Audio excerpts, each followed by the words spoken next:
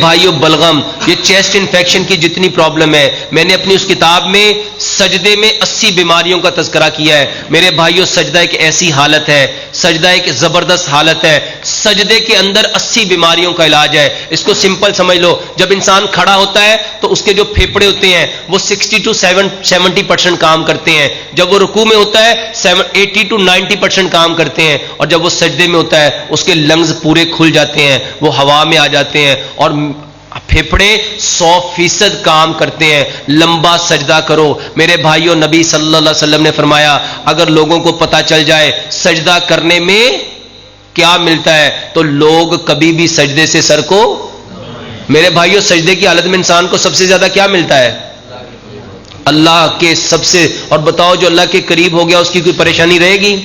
اس کی تکلیف رہے گی؟ کر کے دیکھو، اور اس کا بہترین علاج ہے ہر نماز کے بعد 5 سے 10 منٹ کا سجدہ کرو اور اس میں خوب رو، آنسو بہاؤ۔ آج کی ماڈرن میڈیکل سائنس کہتی ہے یہ جو ہمارے آنسو ہیں یہ سالٹی ہوتے ہیں، اس کے اندر HCl ہوتا ہے جس کو سوڈیم کلورائڈ کہتے ہیں۔ جسم کے اندر سے جتنا سوڈیم کلورائڈ نکلتا ہے اتنا پوٹاشیم کا لیول بڑھتا ہے، اور یہ جتنے لوگ دردوں کی دوائی کھاتے ہیں،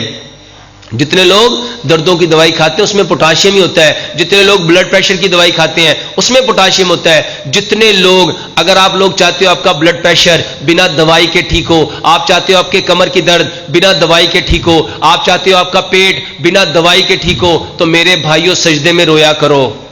سجدے میں رویا کرو۔ جب آنسو نکلیں گے، آنسو سالٹی ہوتے ہیں، نمکین ہوتے ہیں، جس